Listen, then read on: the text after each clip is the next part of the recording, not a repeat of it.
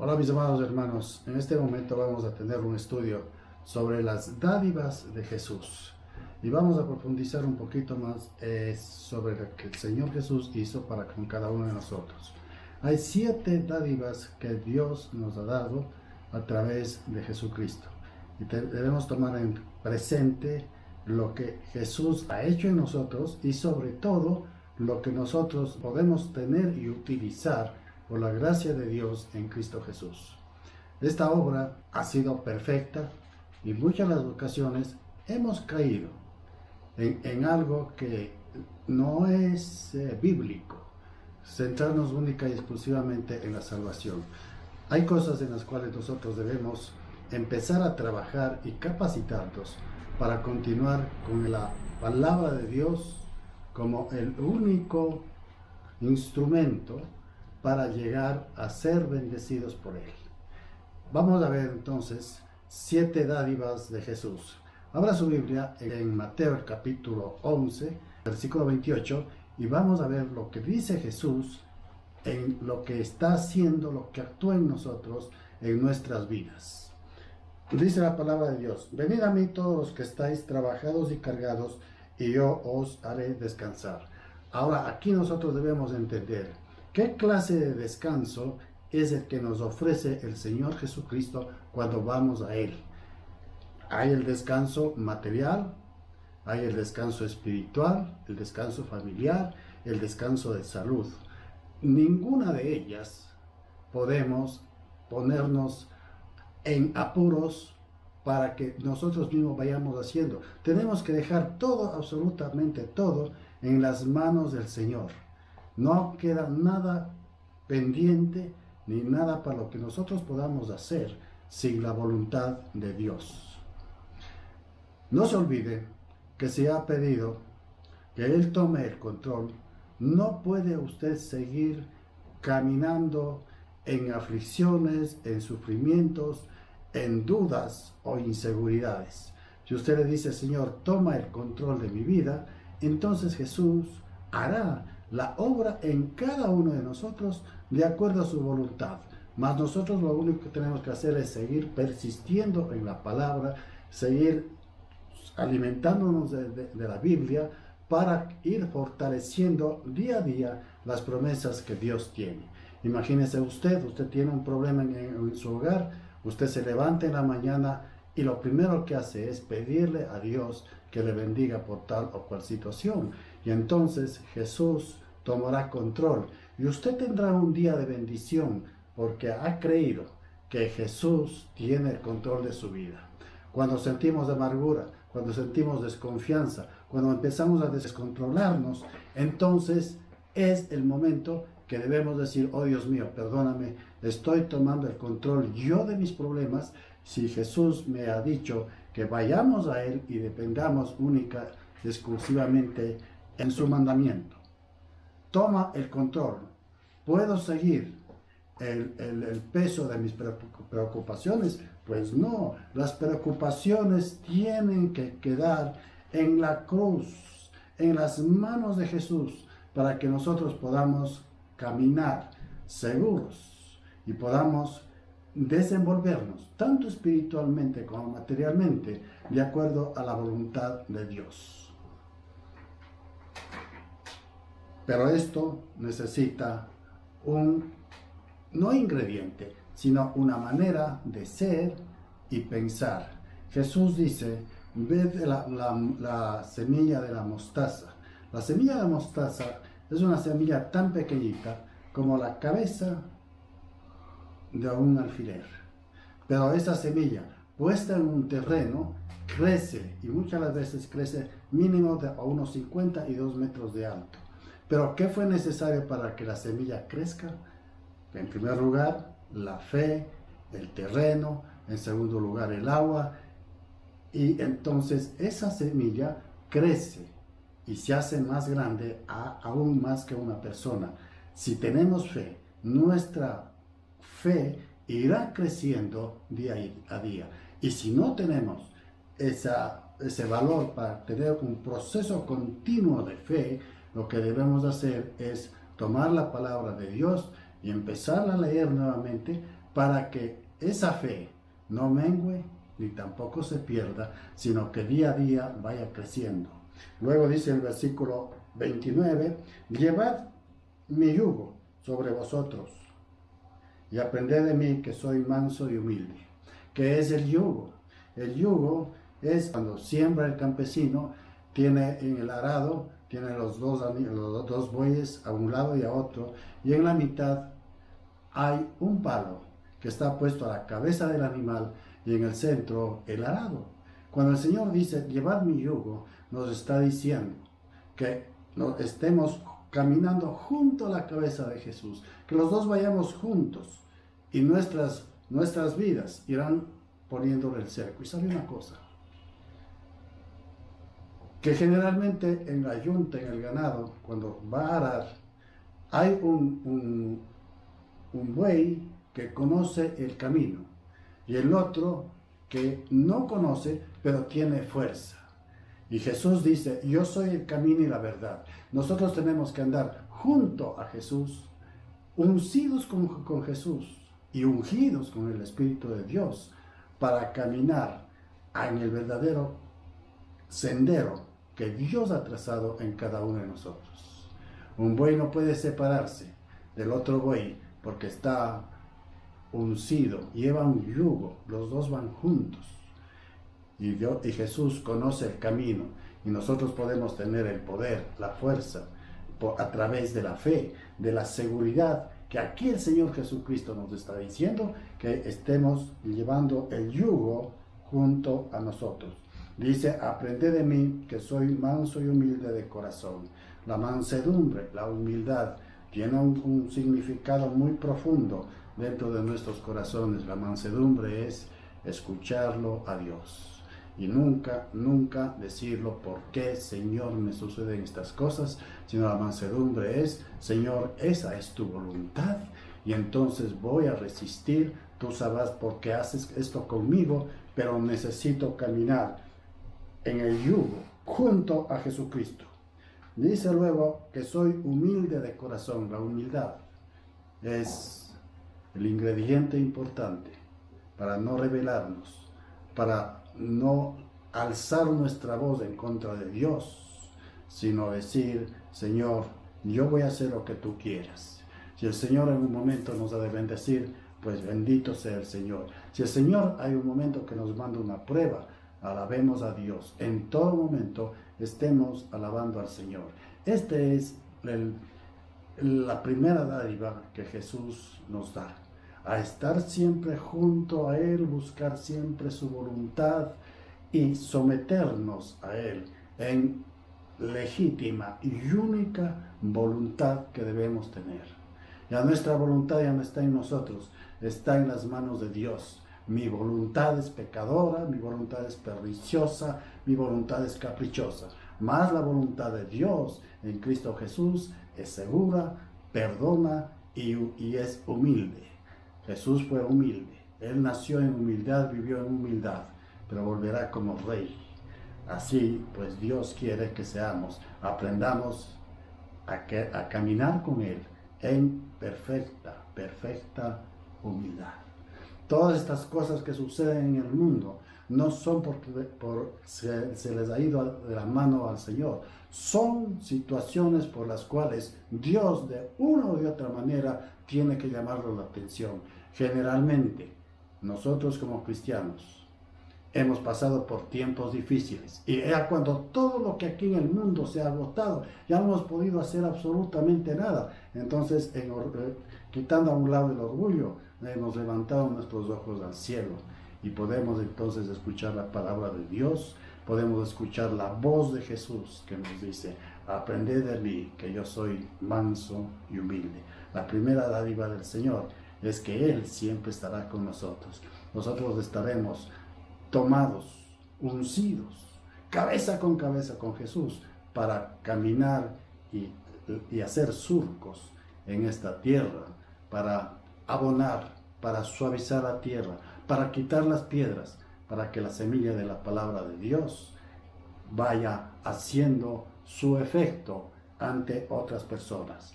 La segunda dádiva que el Señor nos da Es muy interesante, mi amado hermano, y aquí vamos a entender algo que muchas de las veces no son bien entendidas o son maliciosamente torcida la palabra de Dios.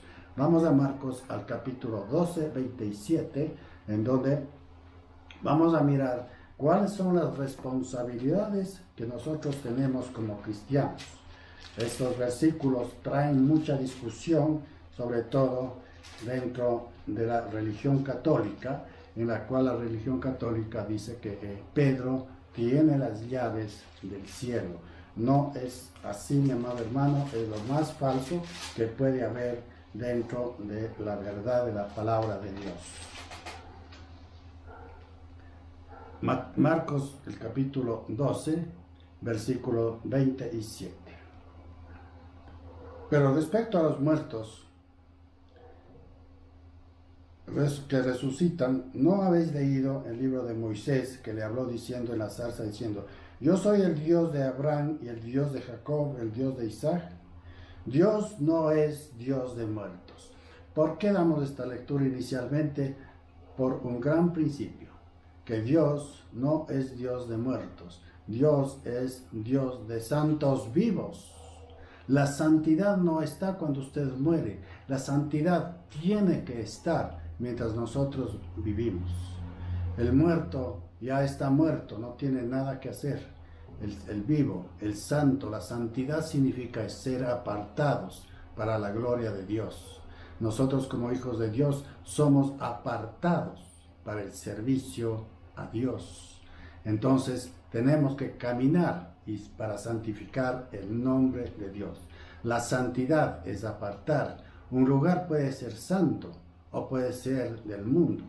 Un templo, su casa, tiene que ser un lugar santo, santificado, apartado, estando en el mundo, apartado del mundo para glorificar a Dios. Nuestro cuerpo tiene que ser santo, apartado de los apetitos del mundo para santificar a Dios. Esto es la santidad. La santidad significa que estando en el mundo estamos apartados para servirlo a Dios. En segundo lugar, ese apartamiento tiene que ser para bendecir a otras personas. No podemos nosotros desconocer la autoridad de Dios para hacer lo que queramos. Entonces ya no estamos apartados para el servicio de Dios. Vea usted cómo tiene relación entre la primera dádiva de Jesús, que dice que busquemos primero el reino de Dios y que estemos uncidos junto a Él para caminar, para estar haciendo su voluntad, y esta segunda parte en donde dice que nosotros somos santos vivos, porque Dios no es Dios de muertos. En el libro de Mateo, volvemos un poquito al libro de Mateo, al capítulo 16, y vamos a ver, estamos hablando de los santos vivos y no de los santos muertos. La palabra malentendida. Cuando Jesús le pregunta a Pedro y le dice: ¿y tú, quién dices que yo soy? Inmediatamente Pedro le responde: tú eres el Cristo, el Hijo de Dios. ¿Qué hizo Pedro? Lo primero, reconocer a Jesús como el Salvador, como el Cristo, como el enviado, como el Hijo de Dios. Usted, yo y muchas personas del mundo durante todo el tiempo han salido del mundo, hemos salido reconociendo en primer lugar que Jesús es el Hijo de Dios. Y aquí viene la confusión. Entonces el Señor Jesucristo le dice: bienaventurado eres, Simón, hijo de Jonás, porque no te lo reveló carne ni sangre, sino mi Padre que está en los cielos. Y yo también te digo que tú eres Pedro. Ahora bien, escuche bien, cuando dice el Señor, tú eres Pedro, está diciendo tú eres piedra. Porque hay dos conceptos en el griego, en el cual el uno es piedra y el otro es roca. A Pedro le dice: tú eres Pedro, o sea, piedra, que significa Petros.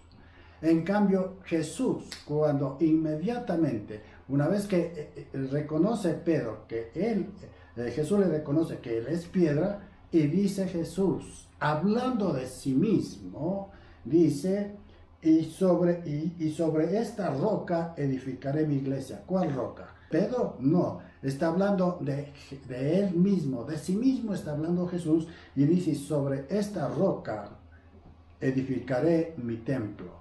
Y en el griego, roca es Petra, que significa piedra grande. Ahora bien, entonces, ¿cuál es la responsabilidad que le da Dios a quien confiesa a Jesús como su Señor y su Salvador? En primer lugar, dice, tú vas a caminar junto con Dios, vas a estar uncido al Señor, escuchándole a Dios. Ahora tú vas a hacer la obra que te voy a enviar. ¿Quién tiene la llave del cielo? ¿Pedro tiene la llave del cielo? Pues seguro que no, porque ya acabamos de ver que Dios dice que Él es Dios de santos vivos. La Biblia no registra que Pedro ha resucitado. Nadie ha resucitado todavía. El único que ha resucitado es Jesucristo.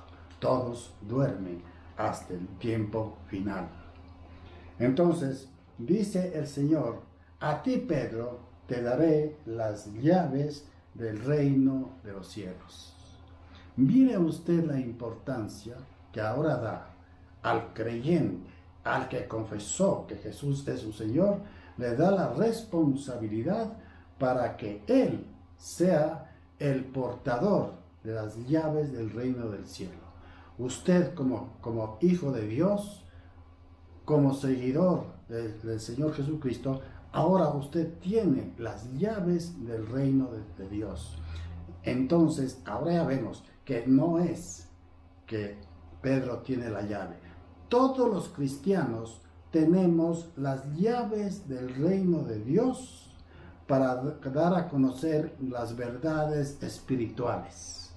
Y cuando nosotros hablamos de llaves, podemos hablar de tres tipos de llaves. La llave que da a las personas para abrir la salvación a los que están al lado suyo, sea su papá, su mamá, su hijo, su vecino, quien esté a su lado. Usted tiene la llave para darle a conocer la salvación a través de Jesús. La llave espiritual tiene el cristiano. En segundo lugar, hay una llave del reino dado a las iglesias. Las iglesias también tienen la llave, porque ahí estamos congregados, ahí estamos dando testimonio y día a día nos vamos alimentando del Señor.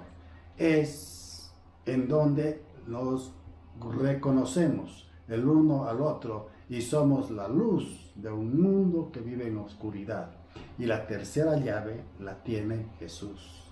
Él tiene las llaves del Hades y las llaves del cielo. Esto tenemos como parte importante reconocer. Las llaves de la ciencia, del conocimiento de la palabra, lo tiene el cristiano. Mateo 11:59. Las llaves del reino de los cielos es dada a la iglesia. Mateo 16:14. Y las llaves de la muerte y del Hades y de la vida lo tiene Jesucristo. Apocalipsis 5:9. Ahora bien, nosotros, por tanto, tenemos las llaves del reino. No nos contemos con la salvación nada más, sino tengamos misericordia de aquellos que están perdidos, que no saben cómo llegar a Dios. Tenemos que enseñarles que solo a través de la Escritura Dios nos irá formando agricultores, que sembremos la palabra de Dios, soldados, guerreros del Señor. Solo Él nos puede dar la llave, esa convicción y esa seguridad que tenemos en el Señor. La tercera dádiva que el Señor nos ha dado es tener el poder para orar sobre espíritus malos. Aquí tenemos la importancia que si lo hacemos con seguridad y con toda la sobriedad que hace el Señor, entonces el Señor Jesucristo va a tener placer, complacencia de que nosotros seamos los hijos de Dios y que nosotros estemos buscando verdaderamente las sanidades espirituales. Las sanidades espirituales no se llenan en tumultos, las sanidades espirituales no se hace caer como lagartijas, como musarañas en el piso a la gente. La sanidad espiritual se hace con la soberanía y la prontitud que Dios tiene en su soberana y única voluntad. Dios nos sana a todos, es autoridad de Dios saber a quién sana o a quién no sana. Nosotros estamos para desatar espíritus de maldad. Jesús lo hizo, nosotros también lo podemos hacer, pero cuidado, no con eso de espíritus afuera, fuera te reprenden en el nombre de Dios a Satanás. No es esa la manera de reprender a los espíritus. La manera de reprender a los espíritus es a través de la oración, de la exhortación y el acompañamiento que necesita esa persona que es víctima de un espíritu de maldad.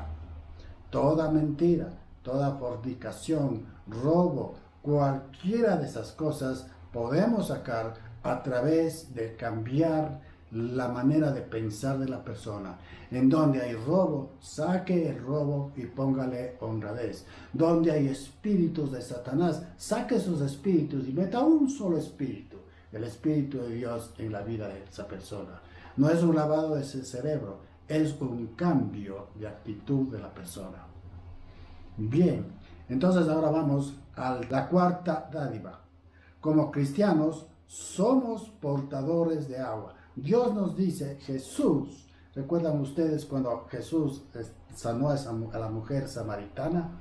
Cuando le dijo, de esta agua que te voy a dar de beber, de tu interior correrán ríos de agua viva. Un agua que corre, no tiene parásito. Un agua emposada se llena de toda clase de parásitos, pero el Señor dice, en tu interior correrán ríos de agua viva. Esa es la cuarta dádiva que el Señor Jesucristo nos da a nosotros. Como cristianos debemos dar agua fresca, agua viva. Y esa agua es Jesús. Esa mujer samaritana reconoció a Jesús quién era. ¿Por qué lo reconoció? Porque sencillamente ella vivía secándose en amargura. Había un calor interior sofocante del pecado que esta mujer se las mantenía, se las tragaba solita. Pero cuando le reconoce a Jesús, ella deja el cántaro y llega a ser la primera mujer evangelística. Porque en cuanto reconoce a Jesús y Jesús le dice, tú has tenido 5 maridos y el que tienes no es tu marido, esta mujer se maravilla tanto y se le quita todo ese peso, todos esos demonios que tenía en su vida, en su espíritu, en su alma, que sale y empieza a pregonar en el pueblo que ha conocido al Mesías. Dios quiera que usted pueda tener también esa prontitud que tuvo esta mujer para reconocer que Jesús es el Mesías. Si usted ha experimentado esa frescura de agua, de vida, que salta a vida eterna, entonces también tiene ese mismo poder, esa misma satisfacción, esa misma felicidad de recorrer y correr y caminar y buscar a las personas que tienen espíritus engañosos, espíritus de mentira. La quinta dádiva que el Señor Jesucristo nos da, vemos en Juan 6:51, un poquito más adelante, Juan 6:51, y vamos a ver lo que el Señor da, porque todas estas cosas nosotros tenemos que saber. A veces nosotros buscamos el pan diario, el pan de alimento material, pero primero tenemos que buscar el pan espiritual. ¿Por qué buscar primero el pan espiritual? Vamos a ver. Juan, el capítulo 6, versículo 51.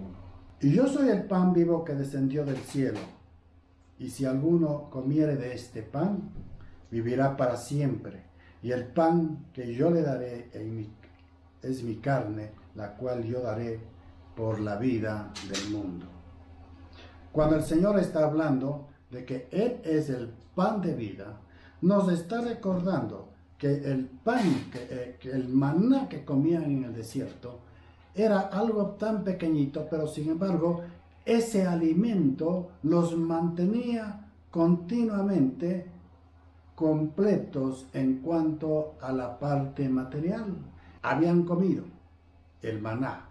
El maná era un alimento muy pequeñito que Dios había puesto para que estos que salieron de Egipto hacia la tierra prometida, estos hombres y mujeres tenían que buscar un alimento y les dio el maná. El maná significa, ¿qué es esto? Porque ¿qué es lo que hacían? Ellos habían salido de un pueblo en donde comían ajos, cebollas y carne de chancho todo el tiempo. Y eso es lo que ellos renegaban y querían volver nuevamente a Egipto a comer lo que habían dejado.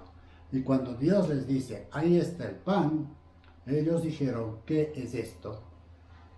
Que significa maná. Y ellos comían y disfrutaban de ese pan. Cuando Jesús dice, yo soy el pan de vida, no vamos a decir qué es esto. Cuando Jesús dice, yo soy el pan de vida, decimos, amén Señor, tú eres nuestro pan de vida. Es el pan espiritual el que nos va a dar alimento a cada uno de nosotros. No cierre los ojos, abra la Biblia, abra su espíritu. No mire con los ojos materiales, mire con los ojos espirituales, con el oído espiritual, lo que el Señor dice en su palabra. Ponga su corazón ante la presencia de Dios y recibirá la dirección correcta. Jesús dijo, yo voy al Padre y yo pediré al Padre que les envíe un consolador, el Espíritu de verdad. Él les enseñará toda la verdad. Esto es muy interesante, mi amado hermano, cuando dice, Él les enseñará toda la verdad.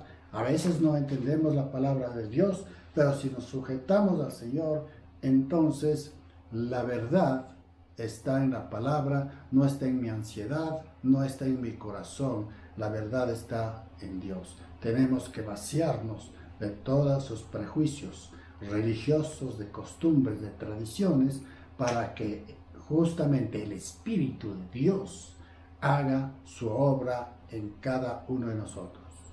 En Juan el capítulo 14, versículo 26 dice, mas el Consolador, está hablando Jesús, mas el Consolador, el Espíritu Santo, a quien el Padre enviará en mi nombre, Él os enseñará todas estas cosas y os recordará todo lo que yo os he dicho. Preste atención, mi hermano, cuando el Señor está diciendo, el Padre enviará, no está diciendo a Santa Catalina, a Santa Maruja, a San Cudo, ni a ninguno de los que se invocan generalmente. Está diciendo, yo enviaré al Espíritu Santo.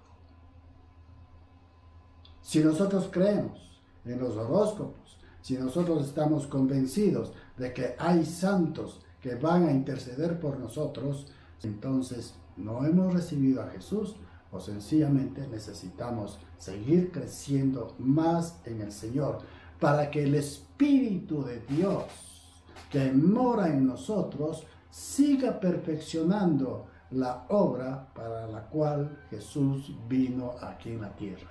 Es muy triste saber que hay congregaciones que engañan y mienten. Pero ¿qué sucede con las personas que engañan? Aquí hay dos cosas en las cuales nosotros vamos a detenernos un poquito para entender. En primer lugar, si usted sabe que esto que le estoy enseñando a usted no está de acuerdo y está sinceramente buscándole a Dios, entonces averigüe. Porque no es culpa de quién usted escuchó, sino es culpa de usted que lo recibió. ¿Recuerda usted cuál fue el primer pecado? Adán y Eva. Adán se descuidó de su Eva y Satanás lo tentó a Eva. Y cuando Dios los confronta, ¿qué es lo que hicieron? Adán dijo: tú tienes la culpa, Señor, porque me diste a esta mujer que Eva.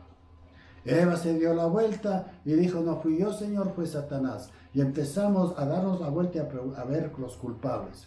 El culpable somos cada uno de nosotros, porque nosotros somos ahora los responsables de nuestra vida. Y si creemos que algo dentro de la palabra de Dios no cuadra o yo no entiendo, averigüe, pregunte, porque para esto es la palabra de Dios y para esto es el discernimiento espiritual que Dios nos ha dado. Usted ve algo que no concuerda, pues dígalo, converse con alguien. ¿Sabe usted? Yo cuando hace muchos años estaba estudiando la palabra de Dios, yo me había centrado en las 10 vírgenes y cuando vi que las 5 no le quisieron dar aceite para entrar a las bodas del Cordero, yo le pregunté al pastor: oiga, pastor, le digo, pero esto que están haciendo estas 5 vírgenes son egoístas, porque no le dan un poquito de aceite cada una para que las otras 5 vírgenes puedan estar en las bodas.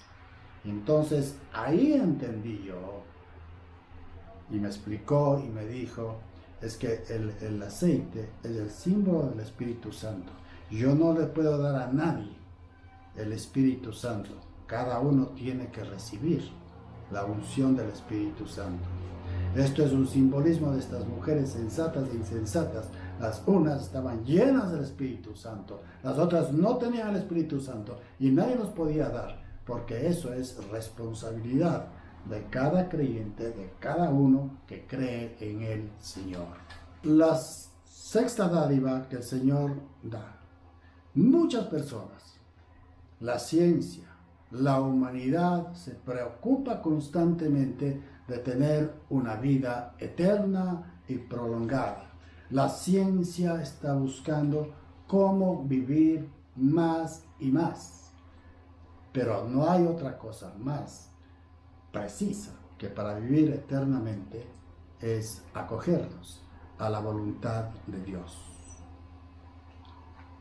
Todas las cosas que nosotros tenemos, las que nosotros vemos, todas estas cosas materiales que están alrededor nuestro, todas estas tienden a desgastarse, a acabarse, a terminarse.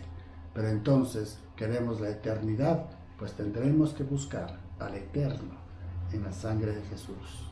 Ahí tenemos la eternidad. El cuento de la eternidad. ¿Qué pasa con el cuento de la eternidad?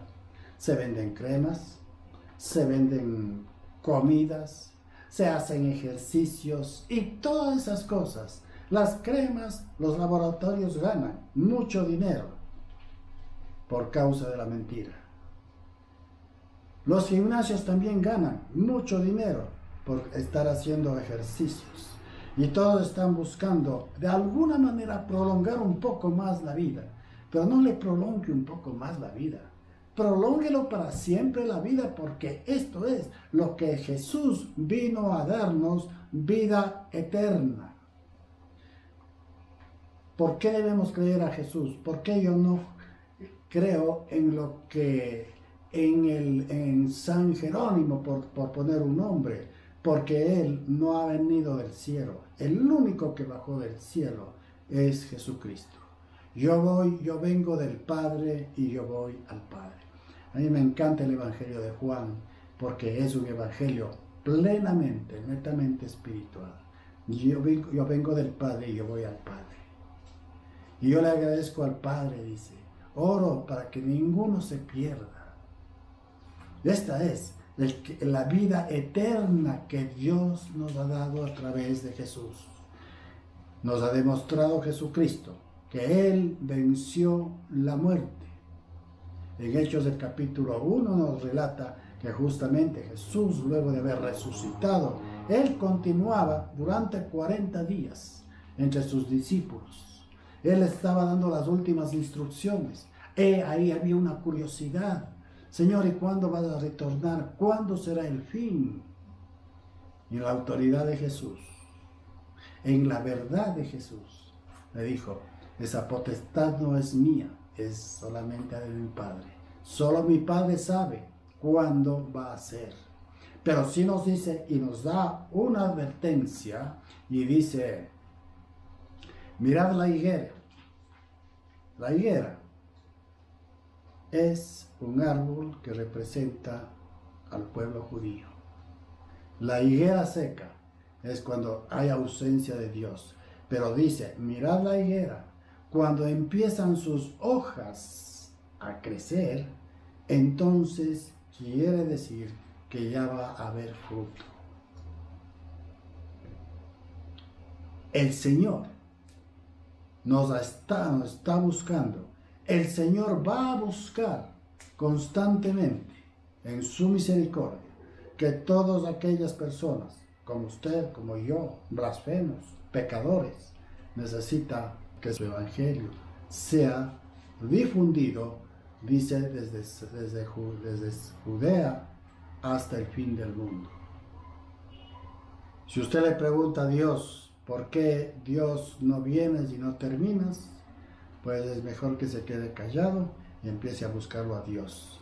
Porque Dios dice en Apocalipsis que los santos están orando después del arrebatamiento. Los santos estaremos orando al Señor diciendo, Dios mío, ya termina con esta locura, con este infierno que se ha desatado en la tierra.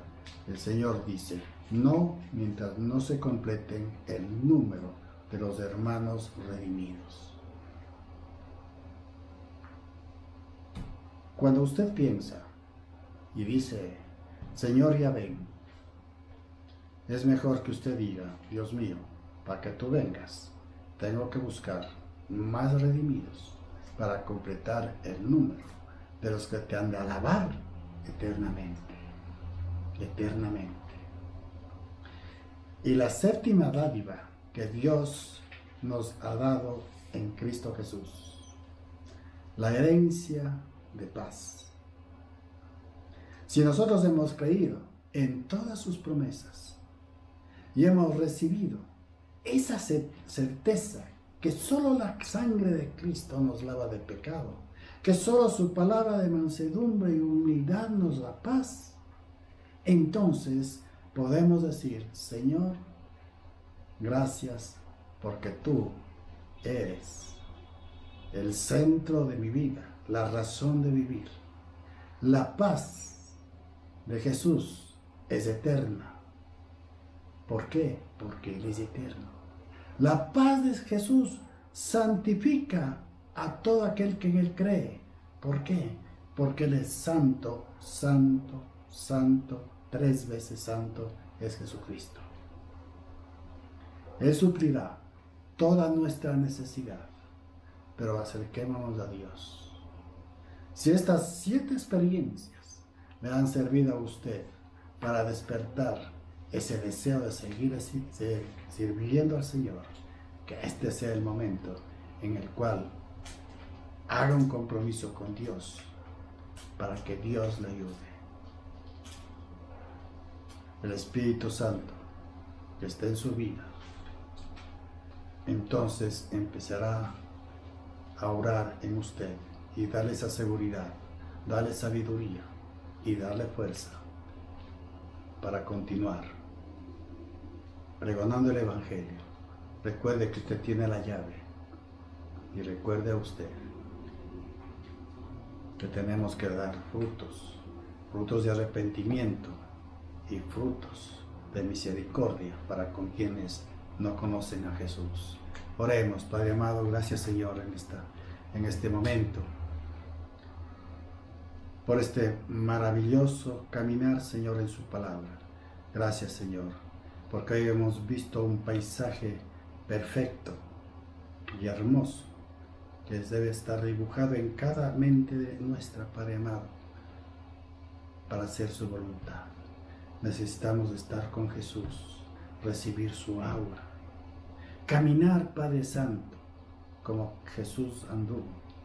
No podemos hacer exactamente igual, pero permítanos al menos, Señor, esforzarnos y con la ayuda del Santo Espíritu, ciertamente glorificar a Jesús, glorificar su nombre y caminar en el Espíritu Santo.